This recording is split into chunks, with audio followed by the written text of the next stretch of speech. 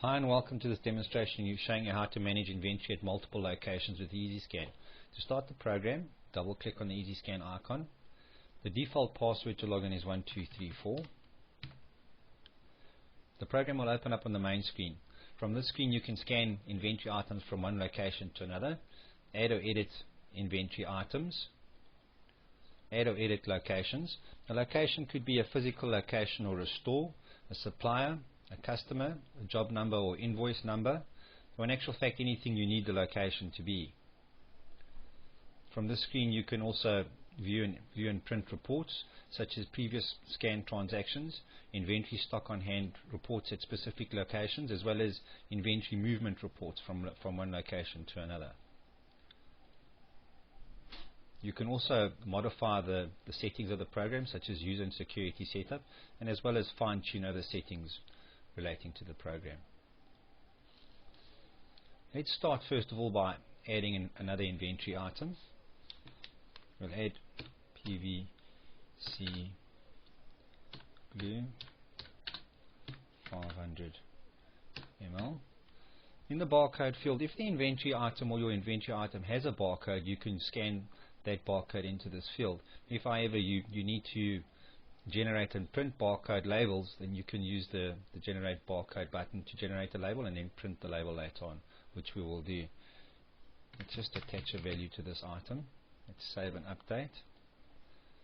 Let's print the barcode so we can scan it. Alright, and let's exit out of there. Right, now what we're going to be doing is we're going to be scanning from ABC supplies into our main store and from our main store to SA Plumbing. So let's go ahead and do that. Click on the scan button. We're scanning from ABC supplies. Let's just enter a reference number. And we're scanning to our main store. And let's go ahead and scan a couple of items.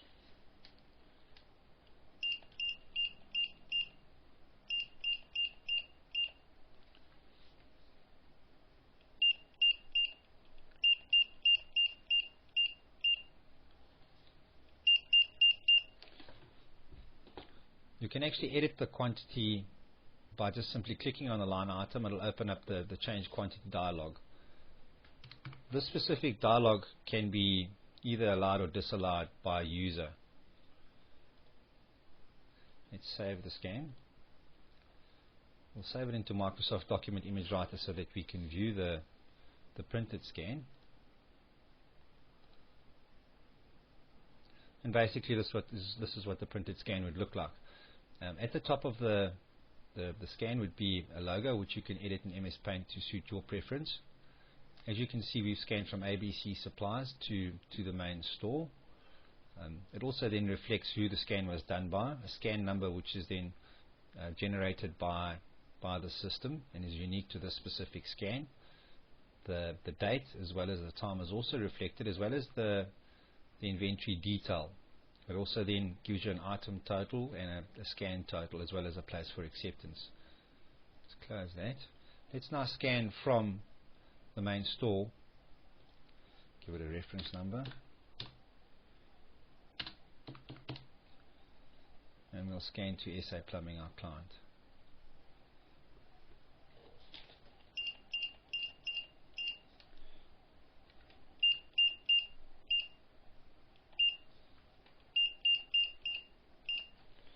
Let's save that scan, and once again we'll just print it so that we can view it. As you can see, we've scanned from the main store to SA Plumbing with the inventory detail, the item total and the scan total there as well. What we can now do is we can go and have a look at the reports. To do that, click on the main screen to get back to the main screen. We'll go to reports. First of all, we'll look at the inventory reports at a specific location. So we click on inventory at specific location. Let's go and search for the location. Let's say the main store. Let's view. And that's basically the inventory at the current inventory at the main store with their values and their totals. This report then can obviously be printed as well.